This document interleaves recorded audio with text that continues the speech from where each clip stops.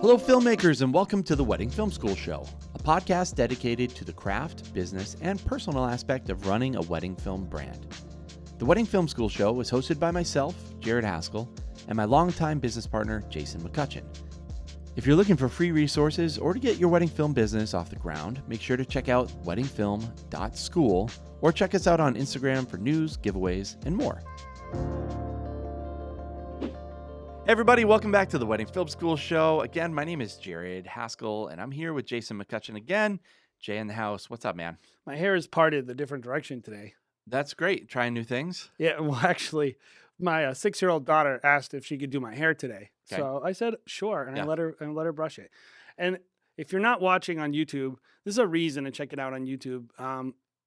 It's honestly it's not that bad. What, on YouTube? My hair is okay. Yeah. I didn't even notice, but Yeah. I'm a dude, so. But it is funny. But no, we're good. We're good. What is it? May right now, and our wedding season kicks off. Well, we already have started shooting some weddings, but I don't really like, to me, with our company, I don't really think of the wedding season fully starting till the first wedding. That's like, what do you think? 4 weddings? 4 weddings in a Saturday, then you're going. Well, yeah, probably for us, and we're unique. Or when we do like a very big wedding, which is usually, I don't know what it is, but we never really do a big wedding, like downtown Boston, huge gala type event until the end of May. It's always the last weekend of May for us in New England. In New England, Yeah. like, you're taking your life in your own hands if you try to get married anytime from December to. Yeah. But honestly, like, you think April would be okay? No, April's trash. it's trash up here. Yeah, It's- the trees aren't even blooming. Like, it's starting to bloom right now, beginning of May. But I think at this point, it's still it's torrential downpour outside right now. So you're rolling the dice. It's like brutal outside right now. Oh yeah, Yeah, no, yeah. I had a shoot on Friday, it got canceled. So Yep. Anyway, yeah, but we're about to get going. So I'm feeling those like those, I don't know, nerves maybe, but mainly like the pressure to actually be organized. Yeah. is Yeah, this is where we're kind of like I don't know why we always push it off so long. crossing the T's, dotting the I's for ourselves. Well, for us, like, there's a lot of moving parts. We run a different type of business. Obviously producing a lot of wedding film school content. And I think at this point we're like, okay, here's all the work we're doing. How do we find a way to produce wedding film school content in the middle of all of it? So we kind of have to wait until we see what's laid out. And now that we're like, okay, now we're getting started, we really can't wait any longer. This is where we can potentially maybe do some Yes. content here. We're doing some other things, gonna get our content creation game going, winding down our photo booth services. So just kind of like swapping out some things, change some things over. But yeah, it should be a good year for us. I think we're gonna do as many weddings as we did last year. So pretty good Which is pacing. 700. Not quite that many, but 10. 10 not weddings. quite that little, somewhere Oh. in between. Yeah. But I think today's topic is, something that I think we try to think about this time of year, where we're kind of getting back into the swing of things. We're like, what was successful about last year in our films? What did we like about those things? What do we want to change maybe about our films and, raise the bar a little bit? Hey guys, Bobby popping in quick to let you know that this episode of the podcast was brought to you by Tamron. Providing filmmakers with the perfect mix of performance and value, Tamron has every type of lens to fit your needs. With their moisture-resistant construction, close focusing abilities, 6-year warranty, and remarkable optical performance, Tamron lenses can help you upgrade your wedding films. I know I personally keep the 28-75 2.8 in my bag, and I often reach for it on a wedding day. So send them some love for making this episode possible. Check out some of their lens options in our gear link below or at www.tamron-americas.com. So what are we talking about today, Jay? Do you want to introduce us? Yeah, sure. This is one of the things I think is in wedding filmmaking, the irony about the entire thing is, in terms of the education game, in terms of if you're in a group, if you're in it, like, we talk a lot about gear and shooting techniques, right?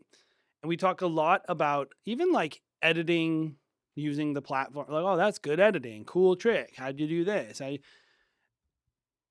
think we don't really talk enough about storytelling, probably. Yeah. And I do think like people talk about it, but I think it's one of the things that I think is probably the most misunderstood amongst a lot of, maybe like minus the word documentary edit, has maybe the widest range of definitions. If you were to ask like 5 wedding filmmakers, like, what is good storytelling?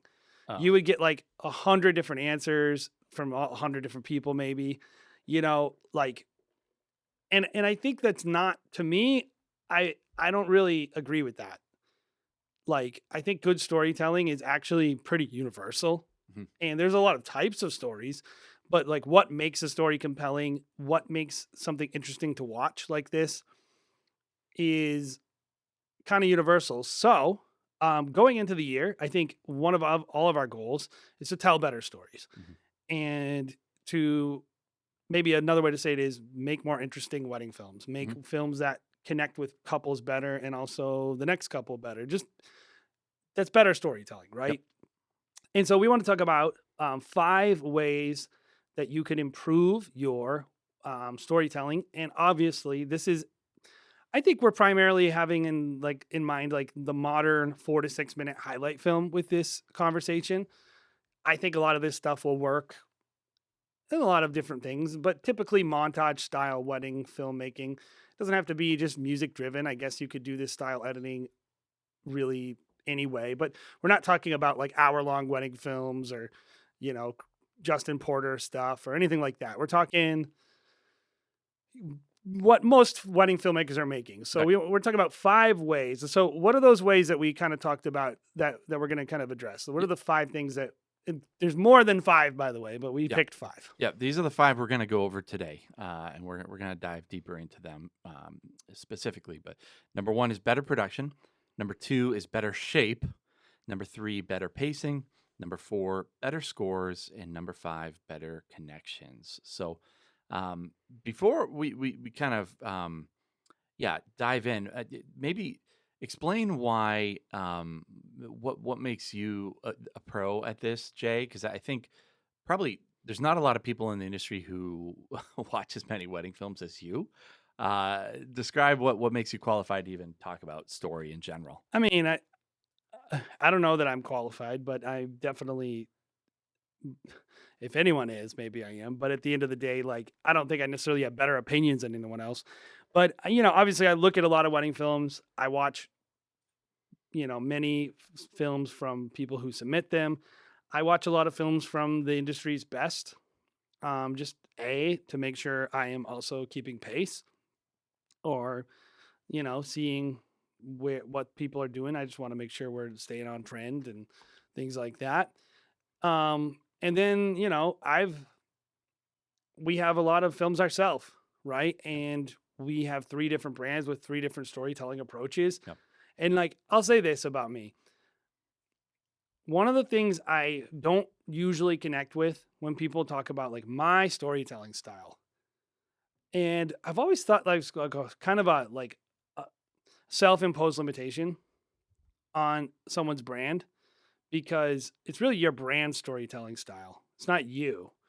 You can tell a lot of stories. If you had 3 different, like, there's a reason why like great artists start multiple bands, Mhm. because they're not only like, oh, well, I have a country band and a punk band, and they both could be good, and they could be proficient in doing both of those things. And so I think like you as an individual might have a huge range of storytelling and how you want to do your edits. I think the problem comes, and why this is an important discussion, and that brands really don't. Mhm. Like, within the concept of a brand, like, if you really, I guess some brands do. If you intentionally just try to be super eclectic, and that works for you, then great. But most people who are doing this like are known for a certain thing. They're known for a certain way of telling stories. And I think because of that, people kind of lose sight of the fact that a lot of people are doing the same things right. They're like, well, this one's like, oh, that's Penn Weddings. They have lots of interviews because, and like they used to work in the news, and they're drawing from their experience to tell stories the way that they are. On Oh, that's the Drakes. That's way different. But I think if you really look at them, they're both doing some of the same things right. Um, in their own storytelling, and because of that, like the universal appeal of good storytelling, they both work within the concept of the brand. And so I think individual people, if you're like thinking, how do I make my stories better? I think it's really important to realize that like you're gonna have your own style, but we're probably all gonna be biting off the same notes in Yeah. terms of what makes a wedding film effective. And it might look different to, especially to an untrained eye. But at the end of the day, we're still highlighting like the connections between people, some of the same events at a wedding day, beauty, fashion, like all the like same kind of notes we're all highlighting in maybe slightly different ways. And so I think it's important to realize when you're listening to something like this, why I'm qualified is I have 3 different brands that are telling stories in multiple ways. But I also realize like, okay, this brand is going to do this and this brand's going to do this, but all of them are going to do this. Hmm. They're all going to be effective in this way. And so whatever you want to do as a storyteller, I think what we're going to talk about today will be applicable. And I don't think it means that everyone's films are going to look the same, especially to our clients. Right, right. And then, you mentioned the 3 different brands that we run. We're supervising that many. All of them kind of have different elements that we're trying to include, but they all do have that common thread. But then also, outside of the weddings that we shoot, we also run Outpost Studios, which Yeah. does, roughly 80 to 100, edits a year, of different wedding filmmakers too, which we're just applying that common thread to as well, while also taking pieces of that person's style and trying to make them, stand out as their work and something that they can be proud of, as a style and as an artist. We're applying those elements, but then also you look at a lot of other weddings that you're not involved in the Yes. production. Wedding Film School Live every Thursday, 1 p.m. Eastern Standard Time. Submit your films if you want Jason to critique your film. But you see a lot of wedding films there. So that's why I say, Well, and you I see don't ones think that are bad, and they're bad for a lot of the same reasons. Exactly. And I don't Exactly. like bad is maybe a mean word, but whatever, man. Like if it's bad, it's bad. And like it's like, why is it bad? Right. Like usually why it's good is similar, no matter how the difference is in the filmmaker. Right. And why it's bad is similar. No matter so it's usually, to me, it always comes down to a lot of these types of issues that we're Mhm. talking about today that make it effective.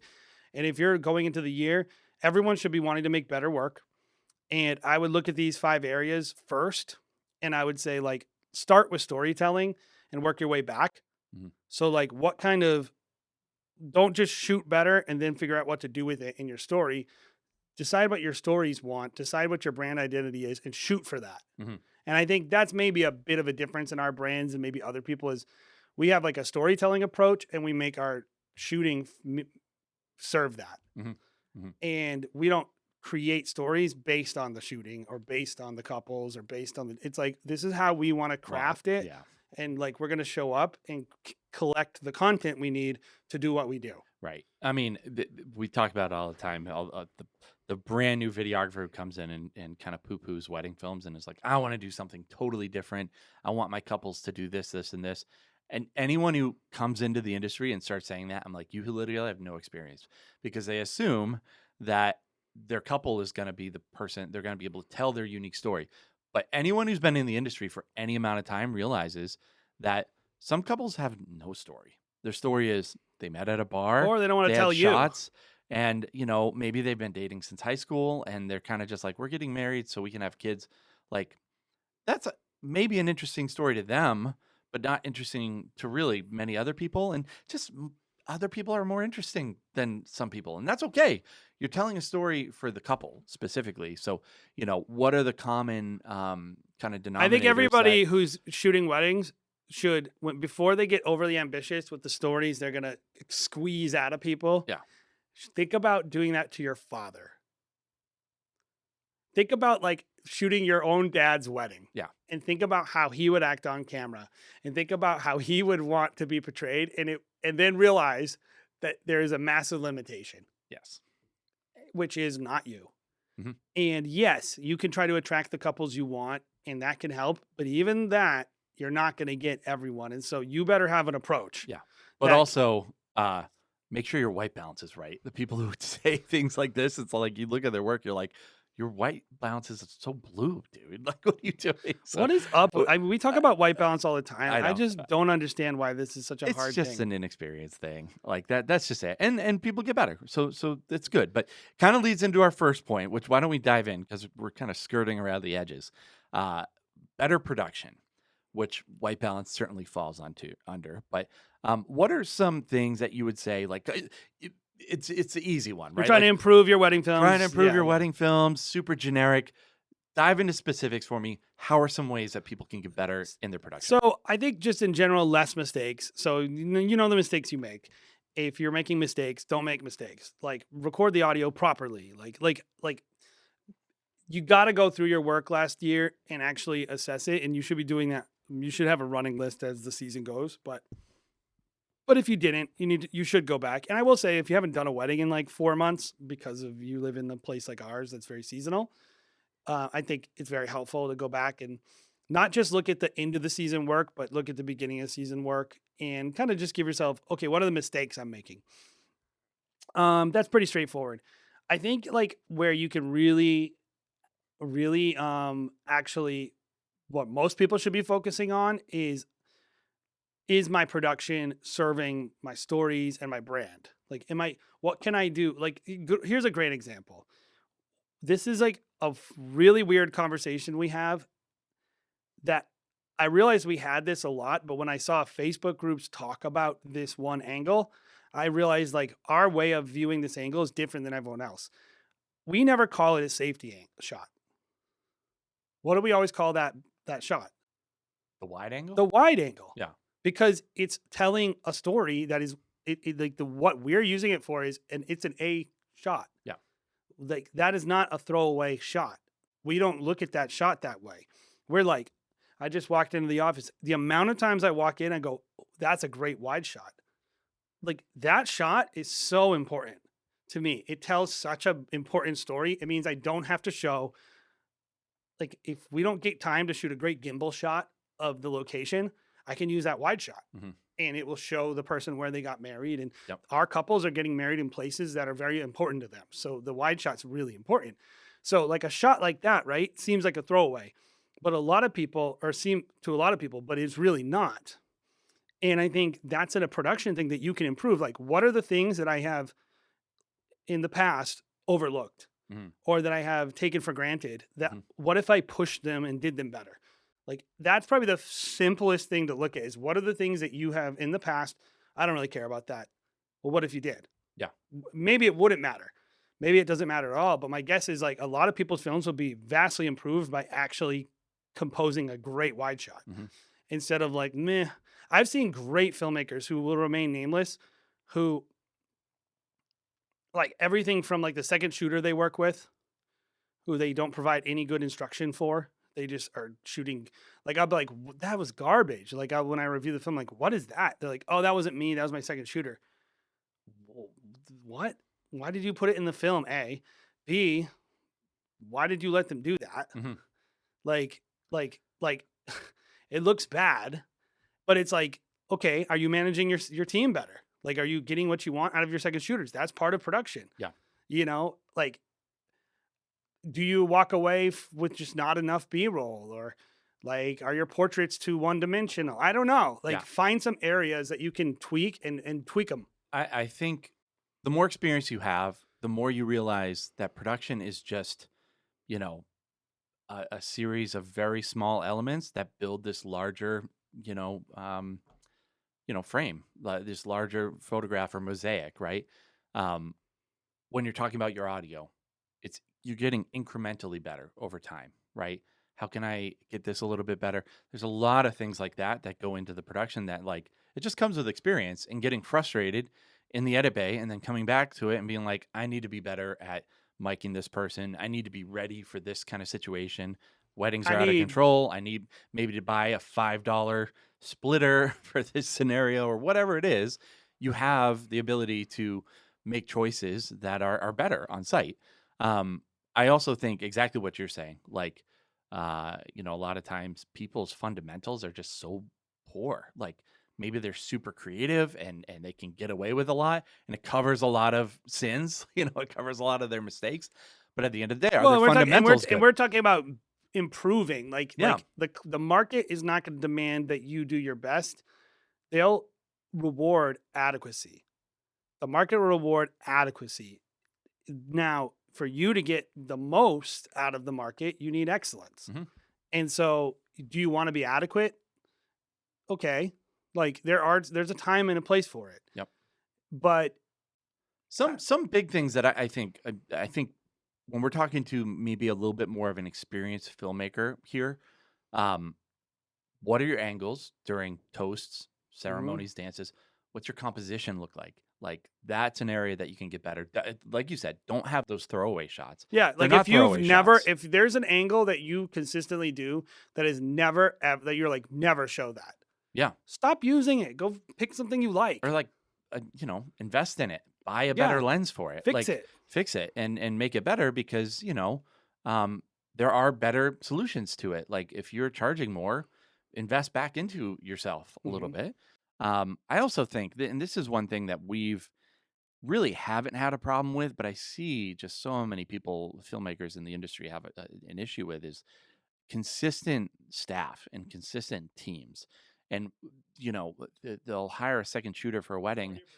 They'll just they'll just bring on a rando from Facebook and be like, "I need second shooters for this date." Yeah, pretty much like their entire season that they're bringing these people on. Yeah, There you have no ability to create any consistency in it's a what they're going to get. huge point of failure for a lot of people, and not failure in that you're gonna have to give someone a refund, but failure in terms of consistency, failure in terms of raising the bar. Well, let me say it's a huge limiting factor. Yes. Like if you are a director of even like if you're a chef, I think it's a great way to think of it this way. Production is about ingredients. Mhm. And do you have quality ingredients or not? You can make great food like out of 4 ingredients. So, but that's intentionality, right? A lot of people's production, they have a lot of things that are needlessly out of their control. Mhm. That they need to get under their control. They need to like people are always like, "Oh, how do you well, I didn't have time to shoot details." Why? Why? Why don't you have time to shoot details? Well, I had to go shoot cocktail. Why did you choose to do that? Well, I didn't have a second shooter. Why didn't you get a second shooter? Uh, Well, like I don't it's charge enough. it's Okay, like it's but this like long cascading thing of like everything affects everything. right. And so if like whatever you're not getting, you need to be like ruthless with figuring out how can I get what I need to make what I want to make. Mhm. And that's what production is all about. We're not talking better cinematography. Yes, you need better cinematography. That's a part of production. Like there's a guy who on a set, that's their job. Yeah. Make sure the composition's good and the lighting is good. But I usually think like most productions fall apart at the producer and the director level. Yep. And most filmmakers are good DPs and terrible directors. Mhm. And terrible and even worse producers. And it's like I think a lot of people would be much improved by like if you say like, "Hey," to all your wedding planners, "Hey, I'm noticing that I don't have any time for a room clear to shoot the details. Can we work that into the schedule?" That's a producer role. Mhm. That's not and like do it and like yeah, maybe you do it on site, but like if you're waiting till the middle of a wedding day and hunting down somebody, good luck. Mhm. Like, Yeah. but Yeah. it affects the shooting, which affects the editing, which affects the storytelling. Yep. So, Totally. Totally. Let's move on to point number 2. Better shape. And this is the one that just hearing it in a list, someone would probably be like, what the heck does that even mean? So yeah. explain to me and everyone, Jason, what better shape means to you. So I love Kurt Vonnegut, and Oh, he's a great writer. wow. And he has this great talk that I think every single person should watch called The Shape of Stories. And he talks about, he's like, look, there's only like a few basic shapes to any story you tell. And like, he'll talk about like man in hole, like man's walking, and everything's great. Man falls in hole, and then the story goes down. Man gets out of hole. That's a story arc. And like, so like literally you think storyline, right? The story arc, the shape of the story is the dynamics that the storyline takes. And it looks like a waveform, like it's like, or just anything, right? And I think a lot of people's wedding films, the storyline goes like this. Like if you're watching on the YouTube, I'm just drawing a line diagonally straight up, right? And like I want everyone to imagine a movie that was like this. I don't know. Let's think of a nice romantic comedy movie. Just the two of us. This movie is called Just the Two of Us, and the movie starts with a shot of the groom getting up, a shot of the bride getting up. Their friends and family come in. Oh, it's your wedding day. How are you? I'm doing great. And then they go, oh, do you want some alcohol at 8 in the morning? Yes, I do. And then they get their hair done, and then they're feeling good. And then they have their first look, and they're feeling even better, and it's going up. And then they get married, and they're feeling even better, Jared. And then they have a cocktail hour, and oh my God, they feel even better. And then at the end of the night, they feel the best. And then the credits roll. Yeah.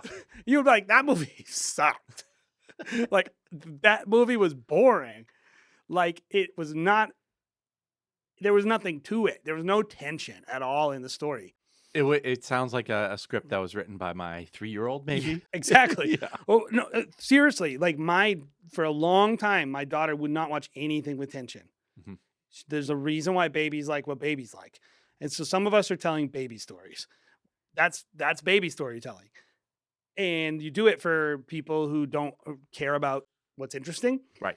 But, it's a wedding day. So like, how do you, get some drama in there? How do you simulate it? It's not real, but it's good. It's like, so you need, whether or not it's so what you can't do is go like this. I need to introduce some drama.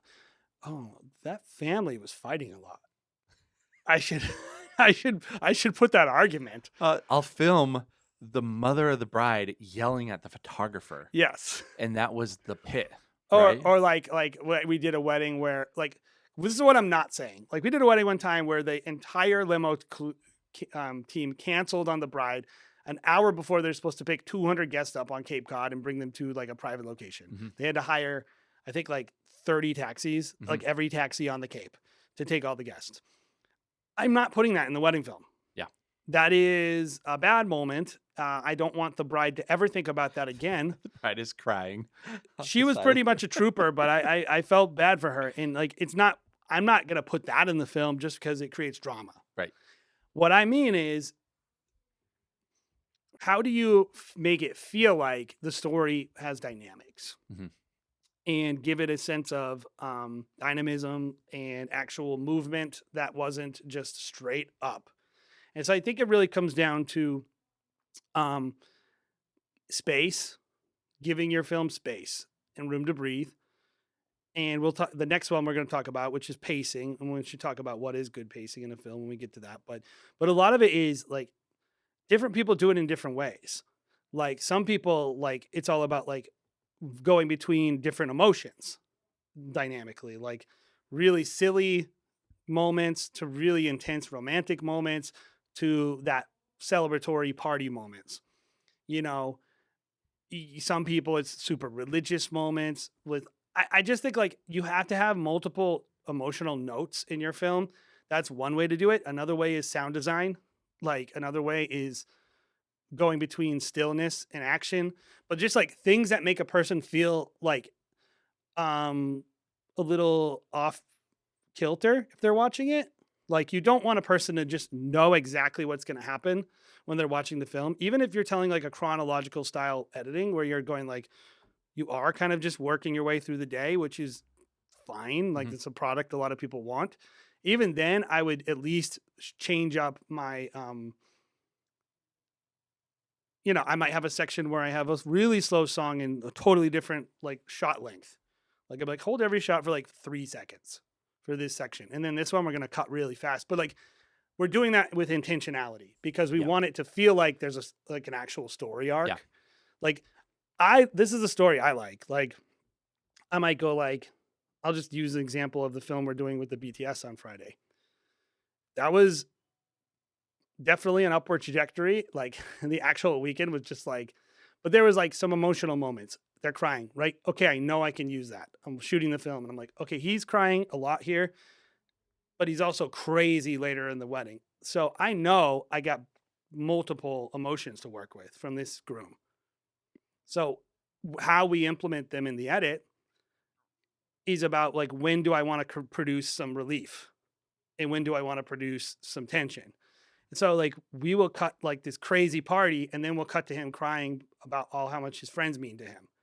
Not only is that good storytelling because we've shown the friends previously, and so everyone knows that they're meaningful to him, including them, and they as a family know, but the person watching the film isn't bored because they're thinking like, they're like, you know, that the best thing I think about wedding films is when someone's smile cries. If you can make a person smile and then also be like, "Aw," and have a little tear, like that's great wedding storytelling.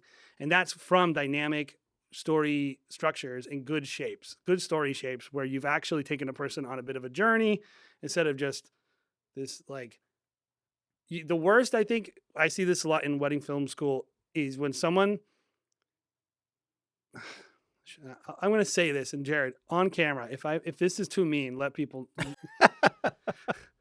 when they have some priest or pastor that I'm not clear the couple really even knows, narrating the entire film essentially. So like you hear this guy at the beginning of the film, the middle of the film, and up until the people are drinking a lot, and then you don't usually overlay the pastor over that.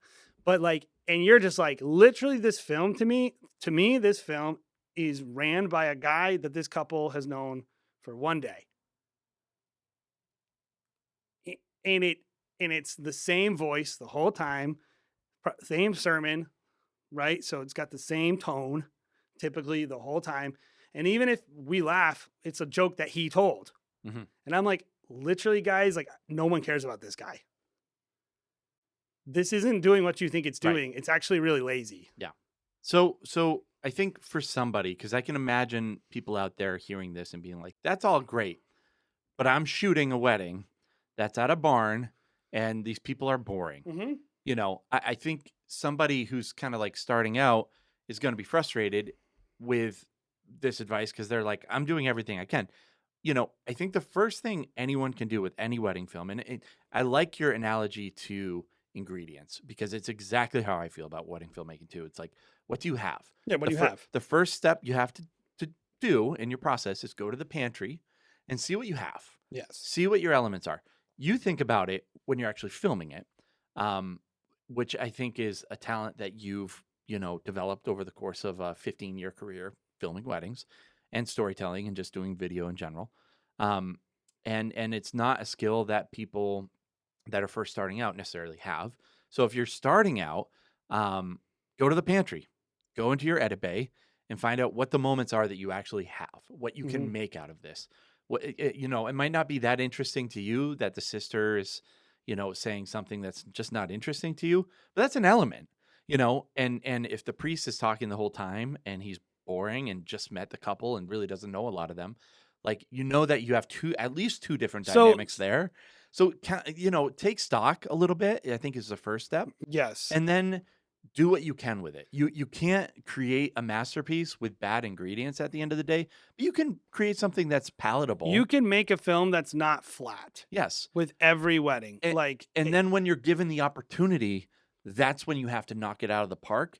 And that's the one that you showcase. Yes. And that's probably a part of this too, is don't be showcasing. Well, yeah, really clear that you made a great point. Yeah. And I just stop trying to make every film portfolio. That is not even what we're ever talking about. This is not about that. This is not about every film is a portfolio piece. It's about just you improving your craft and just getting better. Yeah. And so, like, get your fundamentals right. If something that you're doing works on a bad wedding, it's going to work great on a perfect wedding. And so that's why you don't wait. That's why you don't wait till you get the weddings you want to tell the stories you want to tell. And I will say all of this is saying within the tolerances of your brand identity. So I guess before you can really tell before the shape of your stories takes on like a signature or something that you're really happy with, you probably need to have a signature. with your brand, which is like, and like it can develop and change over DJ time. Khaled. Yeah, whatever.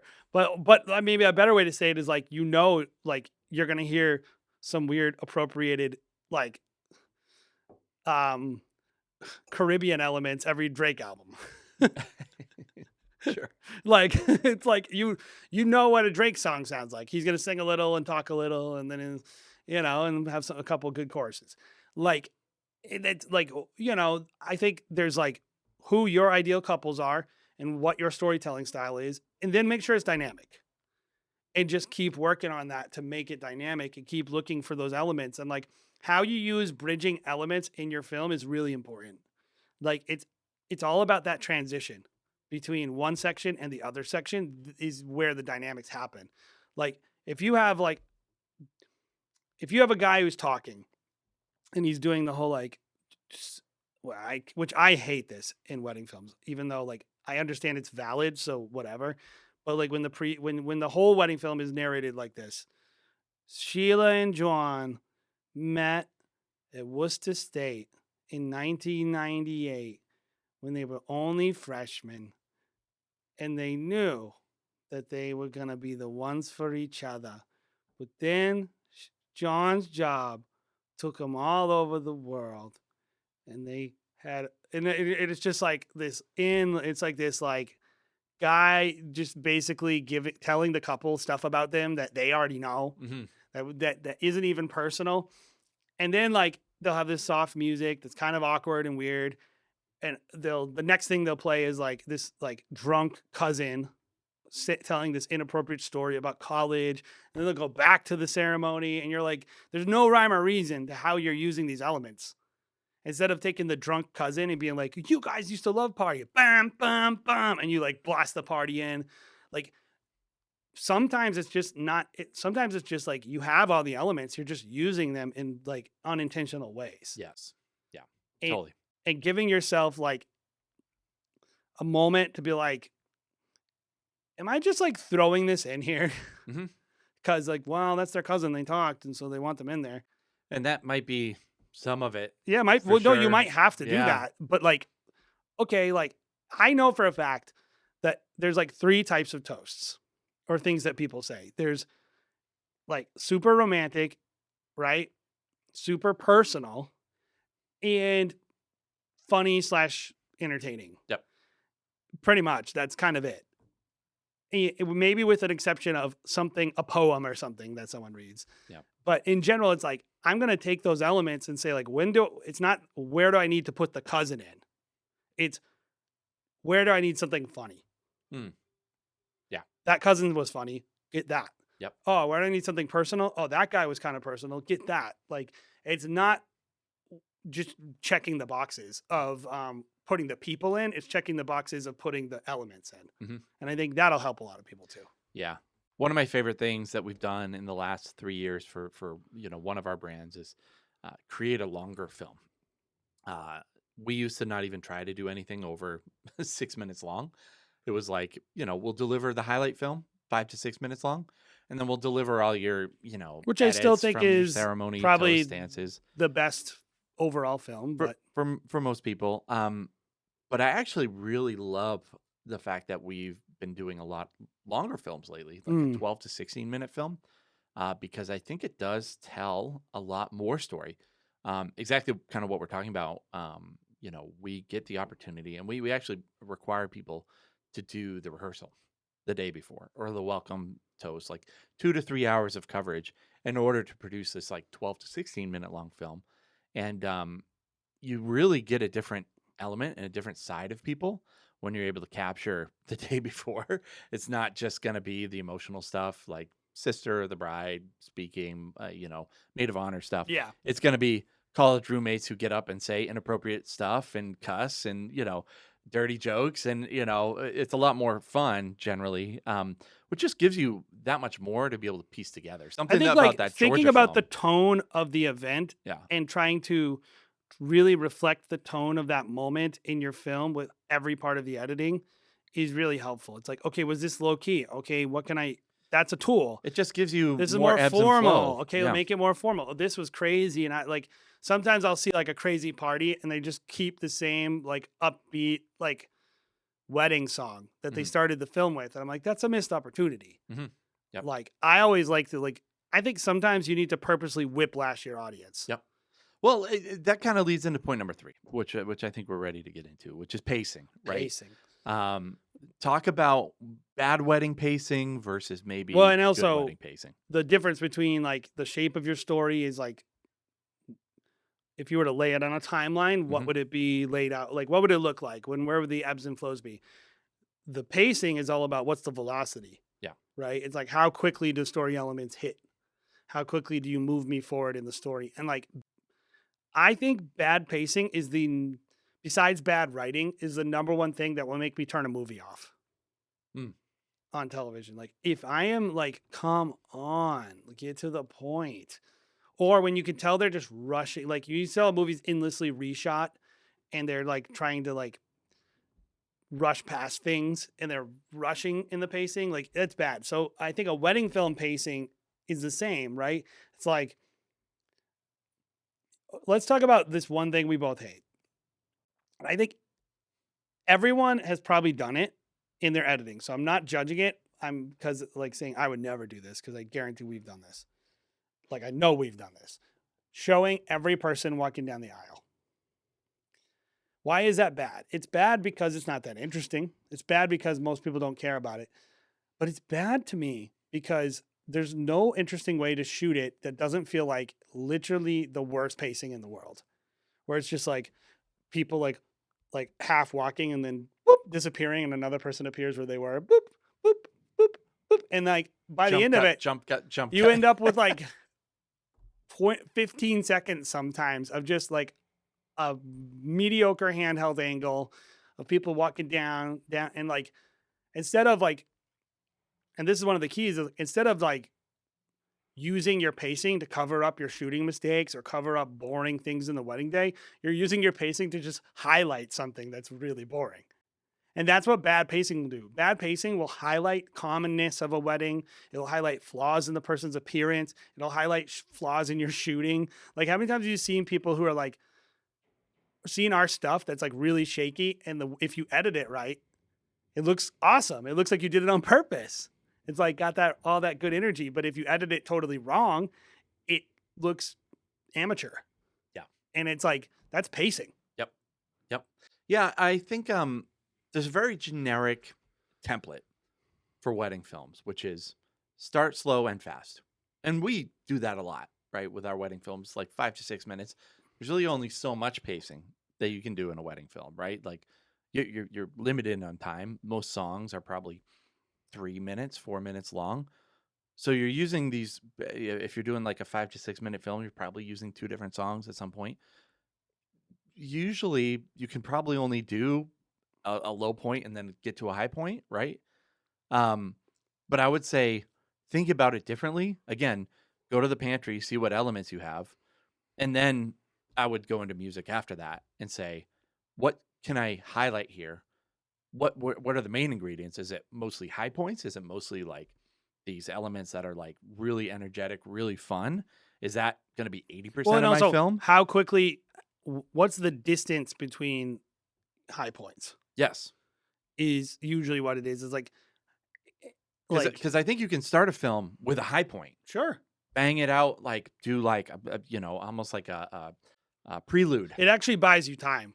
Yeah. Like if you, the reason why I like, we don't always do it, but the reason why I think it's effective when you have like those teaser intros is because it actually makes the low points in your story and also get back to even story shape.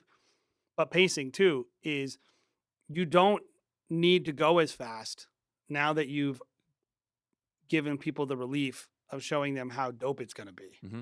Like when you have this crazy thing, and I'm not recommending everyone does them. I think if everyone did it, it would actually be less effective. Yeah.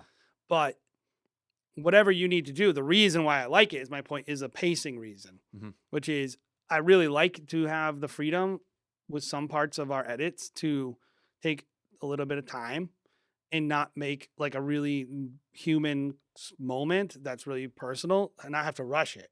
Yeah. because that's part of what makes it authentic feeling is like, oh, the couple's talking and, maybe you just show a little bit of a longer shot of them like, oh, wow, you look great. You're not just rushing, rushing, rushing. But like other shots in the film, you're going to have to rush past. Hmm. But because you did a good job with like intentionally kind of building up the velocity Hmm. and then you're slowing it down and then you're speeding it up and you're like, it feels natural to the person. Yep. They're not like, this is boring. They've been on this shot so long. Yeah. Like a lot of people, they're just like, this is a pacing thing I hate. I think it's bad choices, but a lot of it's pacing. When you watch a film, someone, and it's like, drone shot, and it starts. You're like, okay. Other drone shot. All right. Third drone shot. Okay. Gimbal push of the house. All right, let's go. Gimbal push of the other side of the house. Macro shot of a flower. Macro shot of a makeup. You're at 40 seconds in this film. I haven't seen a single person yet.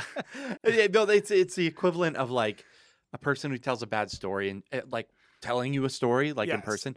It's like they're like, oh yeah, I met with this person. They were wearing a green shirt, and you know how their husband is like always like, he has a sickness, and you're like, He's like coughing all the time. and then they're like, but anyways, we were out to coffee, and it's like, what did that have to do with anything? Like, Yeah. it had nothing to do with anything. Get to the point. Bad storytelling. Get to the point. Well, I always say it like, land the freaking plane and give people the satisfaction of knowing this is going somewhere. Yes. Right? Like the distance between meaningful shots, like really can't be too far. Mhm. Not every shot in your film is actually that meaningful. Like Yeah. you got to be realistic. Like I'm fine shooting a shot of a bee landing on a flower. There's nothing wrong with that. You can put it in your film, especially if it happened on the day and it's flowers at the person's house. Like, and it's pretty. If Yeah. it's just nice looking, it's okay. You have a flag blowing in the wind. You have, who knows, whatever it is, lens flare cutting through a tree, stuff Yeah. that's just whatever. But like, let's be realistic. Those are throwaway shots that you're doing to buy yourself time. Yeah. So that you can bridge the gap between your signature moments and the meaningful shots.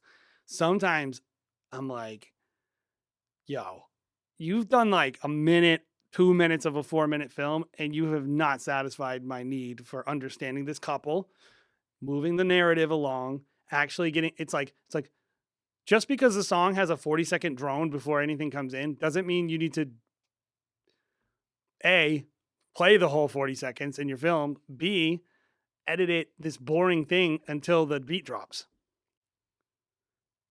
Like that's what people will do, and I'm like, just get it moving. And I think a lot of people's stories, they have poor construction and they have poor pacing. Mhm. And if you're feeling like your stories are flat and your wedding films are flat, those are two things that you should look at. It's like, okay, do I have good dynamism? Is it dynamic? Does it feel like it's going anywhere? Does it Yeah. feel like a good story? And then also, is it? It could be too fast paced too, by the way, where you Maybe, don't yeah, get to know totally. anyone at all, and Totally. like you don't feel like ever grounded. Yep. Too fast paced actually makes it feel less dynamic, and I think makes the big moments less impactful. It'd be like if someone just screamed at you at the top of their lungs the entire time they talk to you. Mhm. It's like there's a reason why great verbal communicators will be like, you need to do that, Mhm. because they want you to lean in and then get blown away. Yeah. Your films need to Well, make it's like it's the beat drop in EDM. It's Mhm. like it fades out and then it hits hard. Like Yes, it it's it just like needs music. to have that. Yeah, it's the same exact. Like we use music in our films, but I think a wedding film is actually it is a It's lot a like music. composition. There's bridges, there's choruses, there's a lot of elements that you could equate to. That's how creating I a good always think wedding about film. it. Yep, yep. You're a musician, so obviously you're going to be a good editor as well. But that does again lead us into kind of point number 4, which is better music. I know we just talked about pacing, which includes music, but in general, what do you think people should be doing in terms of music to How create can a they better? pick? So here's what I'll say. A lot of your music that you guys pick is terrible, and I can tell that you have bad taste. Said it. And the difference between the successful people and the less successful people, because you can be successful and have Sure. bad taste. is the best people have the best taste. Says who, Jay? Based on whose opinion? I don't know. People with good taste. Who knows who decides this? I don't know. I just know it when I see it. Yeah. Like, that's the bottom line. It's like, it's just I like, mean, simple. Yes, other wedding filmmakers, photographers, planners, the best planners have pretty good taste. Like, and they're the people who are going to be hiring you, so they're kind of important. well, it's ultimately like, what does a sophisticated palette mean in anything, in any arena? It's like the difference between the best people and is they know this, like, that secret language. Mhm. Right. And so music, unfortunately, has that element to it, right? Is like, if you love a certain type of music, but it's hokey and cheesy, I don't care. Yeah. There's no shade. You don't need to, like, but you got to know the difference between, like, I mean, you know my taste in music. Yeah. That has nothing to do with what wedding films, Mhm. you know? But it's funny because I directly correlate the fact that I love underground punk, hardcore, and everything, all kinds of indie music, and like all that influences in my life taught me to have good taste, Mhm. and taught me to look beyond the mainstream and understand what makes something cool. Yeah. And then you can apply it to pop music, and then you can apply it to everything. And it's like, so I would say all that to say, if you think you don't have good taste, you can get better taste. Mhm. You should try to do that. You should try to listen to better music. You should get, if you're like very rigid and very, very one note, and if you hate music, I don't know how you could be a great wedding filmmaker. Mhm. Here's my controversial take for the day is, if you're complaining about the music bed in a Facebook group, I can tell you don't work in luxury weddings. Yeah. That's secret language to me, Yes. because they're the best resource. Like, out of all the music that you can legally license, you can license individual songs from individual artists, the whole deal. Like, go for it. But if you're complaining to me about the music bed, like on a Facebook Or group, even, and I how can never expensive find they anything good on there. There's nothing new. There's nothing good. I'm always like, I know that you don't know the difference between a good song and a bad song. Like, Yeah. because I'm like, there's 100 good songs on there. And look, like, Millions. I mean, not millions. Music Bed is a sponsor of Wedding Film School, the whole deal. But I say it authentically. They have the best quality that you can find out there. And I think every wedding filmmaker who wants to level up their game should use a Music Bed. Well, here's the deal. Music Bed has the best logo and the best branding, Yeah. because the people that work there come from music, Yeah. and they have the best taste. Versus a bunch of people who are like, I know a great idea. What if I forced all these artists to sell me these perpetual licenses, and then I found a way to sell it to YouTubers, Mhm. like Epidemic Sound? Like, they're trying to like be the soundtrack to a dentist's like music in the lobby. They're not trying to connect with artists. Yeah. And like, And you can complain and be like, I wish there was a better option. I wish you could access every single song out there, of course. yeah, give me all your wedding footage. I bet I can make a really great wedding film too. So it's Sure. like, no. Yeah. Like, it's intellectual property. Like, someone has to pay for it. And so, like, that's good. We want artists to be rewarded for their work. And, part of rewarding that artist is using their music in your film and letting them get paid for it. And that's good for you. You're being a good citizen by doing that. But also, it tells me that you don't care about good music when you're willing to use bad music to save money. Side conversation.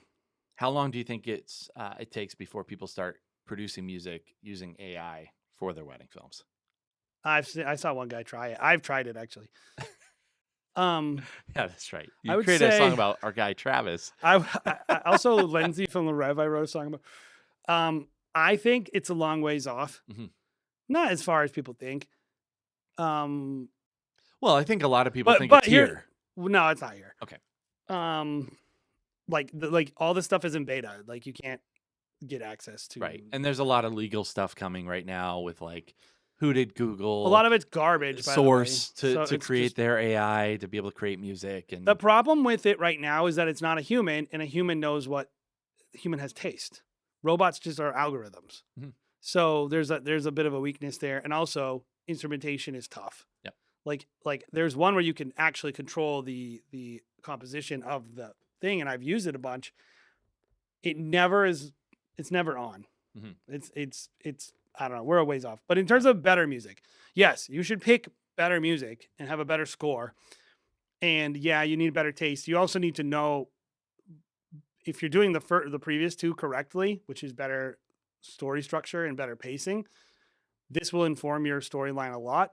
But I will say sometimes maybe you start with the music to inform those two things as well. Like that's the good thing about when you pick a great score, it will help you with your pacing and it will help you with your story. And I think a lot of people,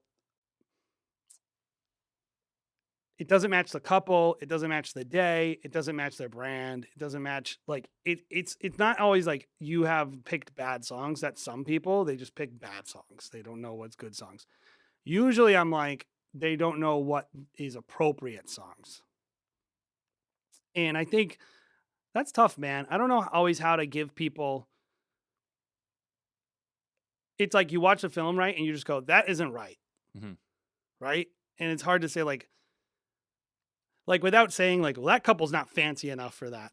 You know, like it Yeah. sounds like you're insulting the couple. Yeah. But it's not. It's like I don't feel like that fits the person. And I think that's a big thing a lot of people can improve on is like finding not just better music, but more appropriate music for the couple, the day, the footage, like kind of like really like going to their next level in terms of like intentionality with their Mhm. scores, not just check off the box and get because I think that's what I noticed a lot. Is like I feel like somebody just looked for music for like 6 hours and then just was like, screw this. Yeah, it's storytelling empathy, right?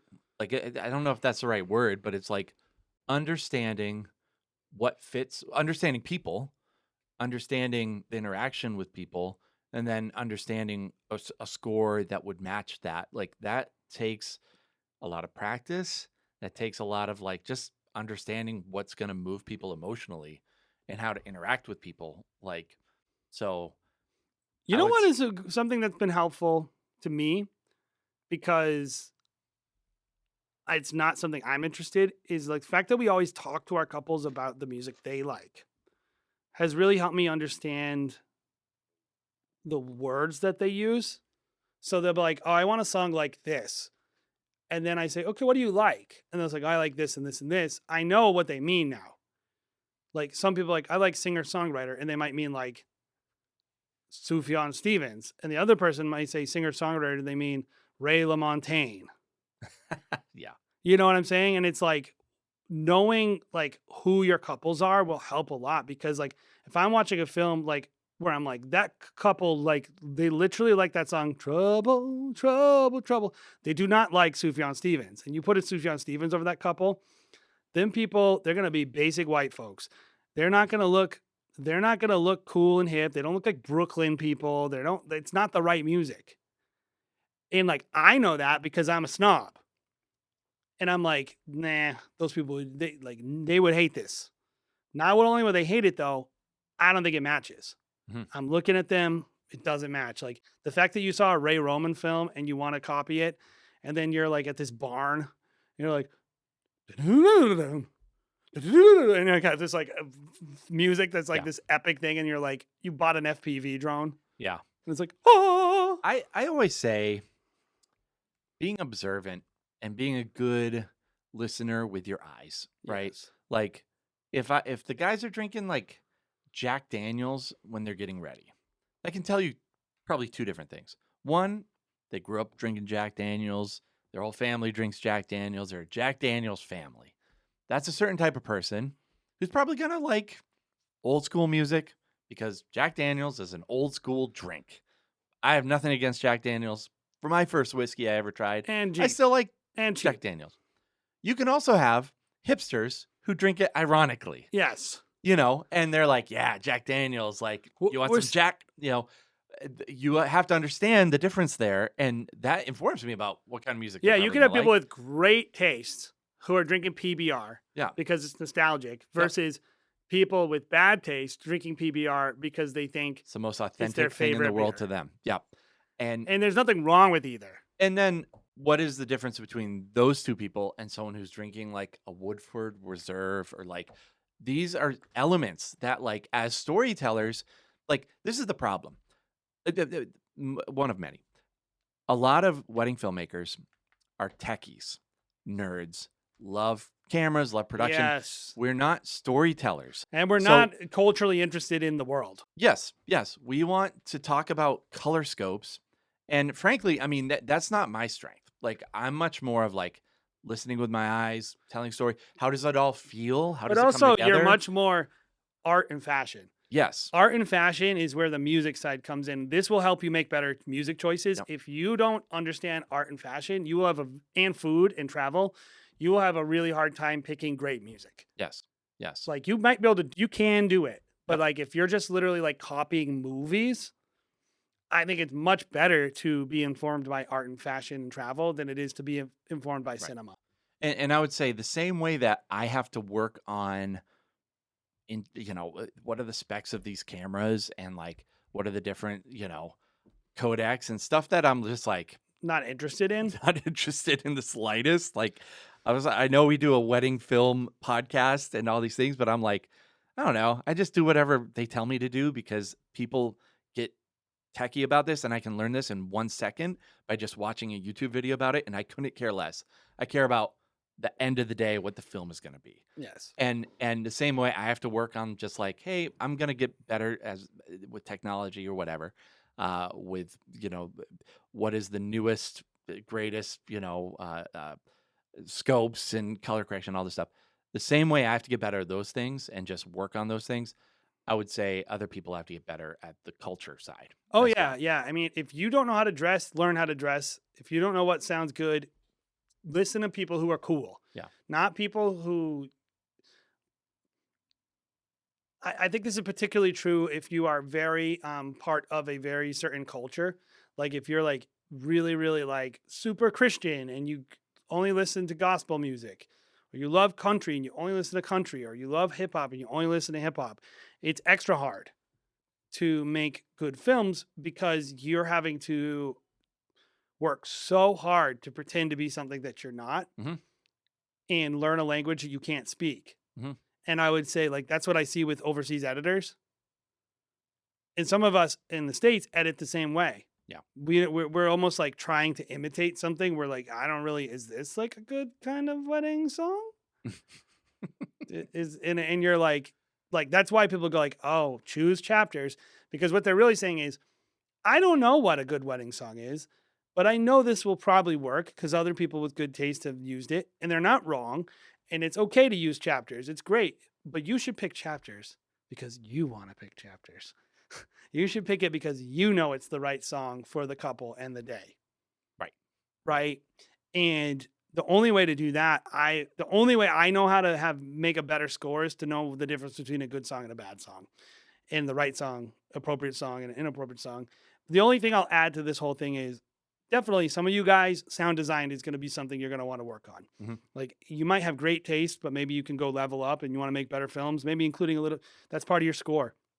Like there's a lot of fun stuff you can do. Like, one of the things I love that like Bottle Brush does, and I'm like, oh, I want to do this more, is, and you see it in like certain movies, is what is it called? Entropic soundtracks, Mm.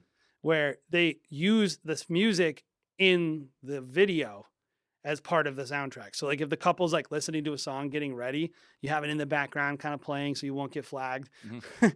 And like you build that in. Like you could get crazy with this stuff. Like that's part of your score, like stuff that the person plays. We've done that before where the couple, there's a performance at the show, but like whatever it is, like make your score more interesting. And part of that is, most of it is picking great music. Yeah. And then I think sound design. And then maybe the final thing is like thinking about your sound, your score, the same way you think about your actual story, which Mhm. is how do I use it to be interesting and Mhm. create more punctuate drama. Like I think, what is the classic thing? Like people, I forget the video. I remember watching a video of watching people react to something with good sound design and with no sound design, and like the way that they reacted emotionally to something. It's like, you ever watch like a really serious thing with that Benny Hill music sped up? Yeah, yeah, yeah. Yeah. It's like anything. Like if like if you had someone walking down the aisle and they fell and you played really sad music, you might be like, oh my God, I'm not supposed to laugh at this. This lady got hurt. Versus like the second someone plays that song, you know it's okay to laugh. Yeah. If it's on TikTok, You know, you're like, oh, this is okay yeah, to laugh at yeah, because it's silly. And yeah, it's like, it's the music told you that yeah, before you even got to the fall. yeah. And it's like, that's how powerful a soundtrack is and how powerful a score is. And I think it is the number one thing when you see a great wedding filmmaker is like, they never, ever like scuffle in this area. Mm-hmm. Their soundtrack is their score to their film is on point. And like, that's the big thing to me. This is the number one thing that separates people is they know how to score a wedding film and people who don't know how to score a wedding film. Mm-hmm. So work on it, improve it. It will make a big difference. All right, let's talk about number 5, better connections. And this is our last one. This is the last point. This one's running long, but I think we've made some good points, and And I it's not as like long this as you think because conversation. we did 10 minutes of nothing at the beginning. Okay, great. Better connections. What do we mean by better connections? It's just like, if you want to make better films, you need to know people better. Yeah. And it's not just the couple though. And I think that's what we're trying to. Well, it's not just knowing people better. It's also getting better people. Yes. How do you get, again, going back to ingredients, how do you get the better ingredients? I think this point is all about how do you get better ingredients? Yeah. Because the person shooting a country club with the couple that met at the bar or on Tinder or whatever, or they're just getting married because they want to have a kid or whatever, like those are ingredients. They're not the best ingredients. Certain couples are great ingredients. They I have think it kind of friends who depends are on the great story you're ingredients. trying to tell. Yeah. But at the end of the day, you need the right connections with the right people that are going to help you tell the right story. They're at a venue that's you know, it costs them 6 figures. like for instance, for just the venue. That's a better ingredient than the barn. if you look at a little long distance, right? Yeah. I think sometimes his couples will be better at the barn because he wants to do a bunch of interviews. Sure. And he wants people that are going to let him in the house and do a bunch of stuff. Like our couples that are getting married and private estate tinted weddings who are going to give us no time, whose mother is going to negotiate the whole contract and all that stuff that comes into it. I don't want to attract a couple that wants me to go. Imagine if we had 180 couples that wanted us to do the Smiths or little long distance treatment. Mm-hmm. We don't want that. Mm-hmm. Right. And so we have the connections with the people who, and then sometimes I'm like, how intentional were we? I don't know. Like, I don't know. Like if we purposed to get the couples that we have, and I think it's okay to just kind of like put your stuff out there and see who likes it. Mm-hmm. Right. But at some point you have to assess it and say like, okay, who is the best person for what I do? Mm-hmm. Yeah. I need to get in front of them. Well, that's kind of the stage that we are right now. Is we traditionally have always taken anyone that comes in the door. We have a place for them. Merriment Films, Stop Go Love, Huxley Films. It depends on budget, depends on what they're looking for, etc. With Huxley, we have a very limited amount that we can take, and so we are finding out for ourselves who are the people that we want to work with. Who are the planners? What are the venues? What type of ingredients do we want to be able to produce that type of film?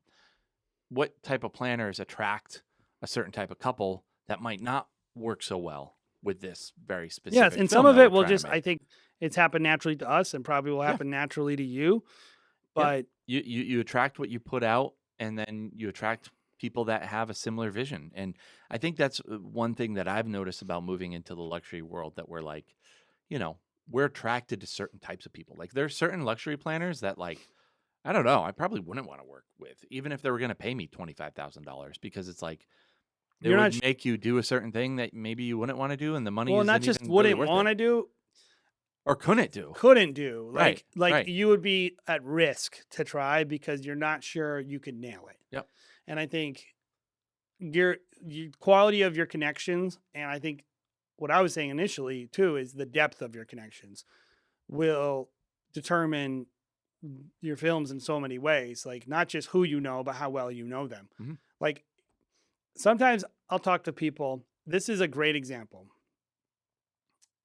One thing I feel I'm the best at in like myself, not better than anyone else, but one of my best skills is creating intimate relationships, going deep, making relationships that are real, and cutting the crap, not let's get out of the small talk and actually get to know people. And I like to do that because A, it's more interesting to me, and B, because it allows me to have more cut to the chase and have conversations that are more meaningful without worrying that this person is going to reject me or be mad at me or not want to deal with me. But oftentimes I'll say something like, I'll talk to someone about their film and I'm like, why did you not, back to the details, why did you not shoot any more details? Oh, the planner was rushing us. Why didn't you tell them not to? Well, I don't like, they have other reasons. The real reason is you don't know them. Hmm. You don't know them well enough to say that. You haven't established enough trust or rapport with the person to actually make the film you want to make at their wedding. And if you did, you might be able to say to them, you probably could either way, by the way. In my opinion, you probably could have gotten away with it, but you don't have the confidence or the relationship. But if you had a great relationship with them, you wouldn't be nervous about saying, hey, Lisa, I looked at your schedule. I don't have enough time. Like, can we adjust that a little bit? Because I really want to capture X, Y, and Z for you and the couple. Oh, you need that? Yeah, no, sure. No, we'll put that.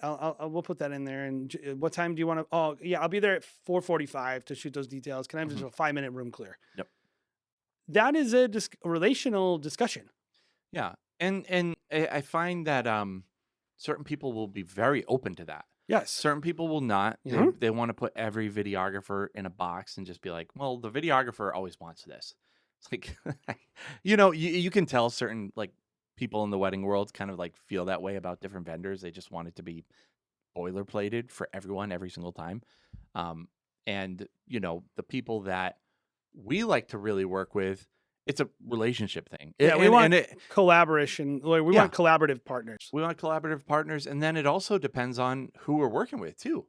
Mhm. Like if They're I'm all working with, different. they're all different too. So it's like I might want to shoot more of this because they produce more of this type of event, like more detail shots. There or- are planners that want us to shoot shots of them laying, Yep. fixing stuff up, and that they like that. And there are planners who are like, don't ever shoot me doing that. I don't like it. But it's Right. like, they probably wouldn't tell you that the first time you work with them. That's Mhm. my point. Yep. And so you're gonna make this real for them. This is perfect example of like your films being more effective. You make this great reel for this planner. You want her to hit that collab button, right? You want her 20,000 followers to see your film. You want to be associated with this wedding planner as like we're on the same level, right? So like you make this film, you get it to them within a week, do all this work, but you don't really know this person. Forget about the couple because that's a whole other story. But like you don't know this wedding planner, and so you make this thing and you send it to her, and she doesn't accept the collab. You basically put a bunch of extra work in for nothing, right? And she's thinking, I don't like the way I look in that, so I'm not going to do it. And she doesn't know you, so she's not going to tell you, like, hey, I'm insecure how I look, right? And so all of that comes down to that relationship. If you had a relationship with them, you would know that they didn't like it, first of all. And if you didn't know it, which can happen, I'm not saying just because you don't know everything they want, that means you don't have a good relationship with them. You would have enough of a relationship where they would say, hey, I'd really love it. Do you mind taking that one shot out? Mhm. I don't love how I look in that. And like, I just don't want my brand to be positioned that way. But like, you have that open line of communication, and it's like you're getting, so like, maybe that's not a better film, but it's a more effective film Mhm. because people are seeing it and it's helping your brand grow. And it's Well, and I think planners especially are going to be more willing to trust you with a referral when they can be honest with you in a conversation. yes. Like if someone can say, I don't like that shot, that conveys to me that they actually have a lot of trust for me and a lot of respect for what I do. Like, because they can say something that's negative and know it's not going to like hurt my feelings as an artist. They know I can handle it. And they know that like that's what an actual team member looks like when you have like a collaborative relationship with someone. Whereas when you don't have a super collaborative relate, there's these walls of like, I don't know, politeness or something Yes. that are like I don't I want can those. I tell. hate those. I can tell when I'm talking to someone who's keeping me at arm's length, Yeah. and when I'm talking to someone who's like taking my energy and like accepting it and giving it back. Yeah. Yeah. And like at the end of the day, like you can't make everyone like you. You can't make not just like you, but like some people just their mentality is to keep people at arm's length. Mhm. That's just what their mentality is, and they can have that. If you can't work with those people, now you might have a connection with that person and be like, I can never get what I want out of this person. I can't do a good job. So I can't work with them. They're not the right connection for me. But you might work with this person and be like, I don't care that they want that. I'm happy to do it. Mhm. It doesn't affect my films.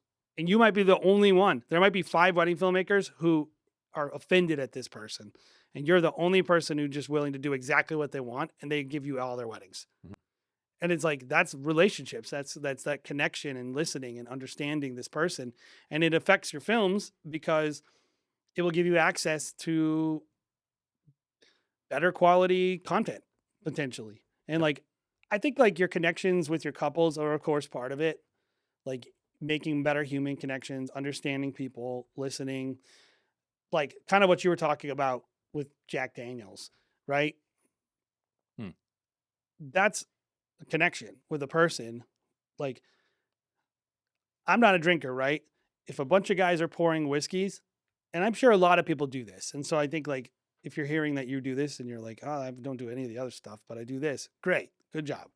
Like, I get smashed with the groomsmen. well, they're going to say like, oh, what are you guys drinking? Yeah. Like, oh, is that like, even, I don't know if it's good. I'm like, Yeah. that one looks expensive. And they're Yeah. like, oh, like, it's like, that's just creating that connection. Yeah. But here's the thing. The guy might be like, nah, no, this is crap. We don't care about this. And you're like, okay, I don't need this to go in the film. Mhm. They don't care about it. I can tell based on my conversation that this wasn't important to them. Yep. And like just making sure that every time you're talking to someone, you're informing your film. Mhm. What is the best thing that's gonna? Because at the end of the day, storytelling, pacing, shape, all of that is about audience reaction. Mhm. Who's your audience? The couple. Yep. Their friends. The next couple, and the industry. Yep. What makes them react positively to your films? That's all we're talking about. Yep. Yep. It's like, because if there was like, would you consider a film great that you loved that everyone else in the world hated? What is it? A film you made Yeah. that you loved Yeah. that everyone else hated. Um. You could have that be a true thing. Yeah. Yeah. I think in a lot of cases that is the case because there's certain things that probably the audience would appreciate that I'm like, that was really hard to film or something. And I love the way I approached it and was able to come out with something that I think is awesome that maybe is not conveyed. So yeah, I think there's a lot of elements like that. But for me, it'd come down to the couple. Like does the couple like it at the end of the day? Is the planner happy? That's probably the thing that I get the most satisfaction out of. If everyone loved it, at least it was adequate. Yeah. Right. And the more people that love it, the more reaction you get, Yeah. the better. Yep. Like, and I think it's like a lot of it comes down to doing things that you know they will respond to. Yeah. And I don't know how you can make good stories if you don't know the people you're making a story for. Yep. Yep. Not just them specifically, but the demographics Yep. and the persona groups. And I don't think we have to hop into it too much because we've talked about it before, but I don't think that you have to be best friends with the couple and have like an actual relationship with them to be able to create a really great story that has really deep connections with them too. That's not a prerequisite. You No. don't have to be best friends with them at the end of No, the no, day. you So, just need to take what they gave you on the wedding day. well, and- that's just a common misconception of working as a business in the wedding world is like, oh, I just want to be best friends with all my couples. And a lot of people think that at first when they're first starting out, like, oh, I have to be really close with them. I have to have like 4 phone calls with them and like get a drink with them. beforehand in order to establish relationship. I don't think that's necessary I think in most like cases. very few couples are really going to even be willing to do that with you. Yeah, This is what totally. I'm going to tell you. The couple is going to actually be the most authentic version of themselves on their wedding day. When they forget that you're even there. Yes. So all the stuff that you're doing with them previous to that is potentially performative. You're not a person that they know. They're not being themselves necessarily around you. Maybe they are. You know, I had a great discussion with the bride a couple weeks ago. She works in social media and marketing, and she turned into work mode. She's just like going at me, like all this interesting stuff. We're just talking about social media and all her strategy. That's a part of her. And I enjoyed the conversation, and it was great. And I was like, wow, this is like I learned something about her. It definitely is going to help me with the film. But I don't know, what is she like around her mother? Mhm. What is her friends groups like? What do they drink? How much do they drink? What kind of music do they listen to? I'm not. How am I going to learn that until I just show up? Mhm. So like But there are cues. Wasn't even a part of this conversation, they gave some cues. but I looked at their creative treatment and I Yes. looked at their schedule, and the schedule is one of the longest. Like sometimes a planner will send you like a document, and there's like a lot of things on the schedule. This was the most detailed schedule I think I might have ever From a couple. looked at from a couple for sure. But even that's like more detailed than a plan. Like Oh, I don't know. Have you seen Christian Kokorian's? Kristen's are pretty detailed, but like Yeah. it's like when things are like 3-minute increments and like 5-minute increments. Well, you're that's like, how you know "Oh it's not my actually God." made by a planner, though. Planners would never do that. Including Yeah. Kristen, Exactly. it's not going to Exactly. happen. Yeah. But I know what this person's like. They gave me a probably 35 artists that they don't like. Yes. And so this is all just like, yeah, I'm definitely getting to know them. I'm definitely like understanding them, but I don't really know them until the wedding day. Sure. And so you don't need all that pre stuff. If you're just like, this is why all the other stuff, like getting good taste, understanding people, understand that those are tools in your tool chest that when you show up, you're like, if they say, oh, I like EDM. And then the guy, I was like, oh, like Diplo. And they're like, no, nah. I could tell they were like, that's like soft stuff. Yeah. Like I could tell that they don't like these people like to party. Yeah. And they're like, oh, we got some, we might have some Skrillex coming out, and they're like getting into dubstep, and they're like, what they meant was we like the club. They're not like driving down the road listening to some Diplo, like they're listening. They like to go party at Mhm. clubs. Mhm. I know that is gonna be into my film. Mhm. Like that is like I am shooting hard, fast. I am doing whips. Like I know I don't even need to know what the songs are playing. I know how we're shooting this film just by having that conversation and getting to know them a little better. And I mean, I talked to her for 20 minutes. It wasn't like I had a bunch of coffee and stuff. But that being said, I'm also, if I show up there and what they said is not what I see, we're not going to cut it that way. Pivot. Yep. So it's like I have to stay connected to that couple, not just have the right connections and get in the right doors and get in the right rooms, but you need to be connected to the day. Like you were saying, like that listening and noticing and watching. And like this person said they are like in hardcore into EDM and they didn't have a single EDM song at their entire reception. Mhm. Mhm.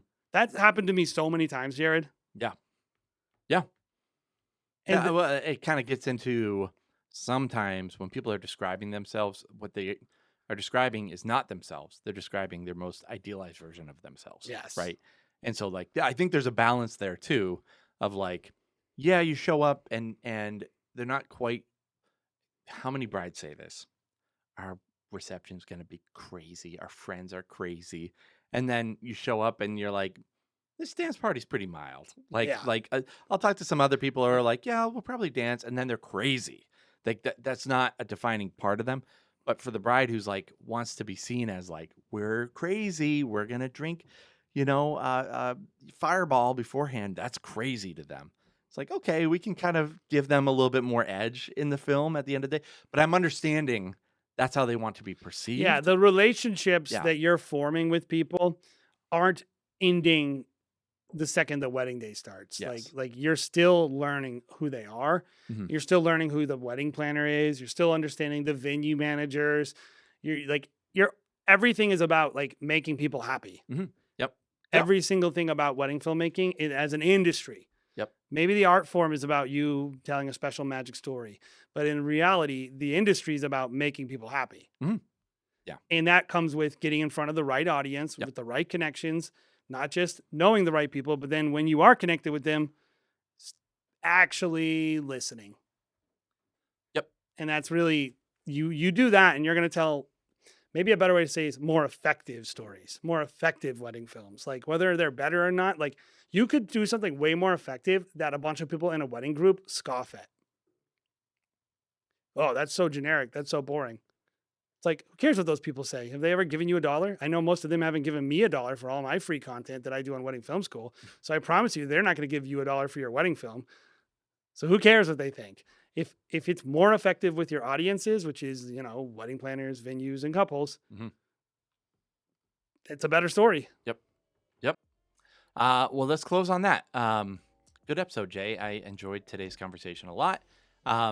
Guys, if you enjoyed this episode, make sure you are subscribing wherever you can find podcasts to the Wedding Film School Show. Also, check out our YouTube channel, the Wedding Film School Show. You can watch our pretty faces, as well as make sure you're subscribed to our traditional legacy channel, Wedding Film School. A little bit more YouTube-y content there, behind the scenes of real wedding days. Jason, myself, Bobby, every once in a while over there.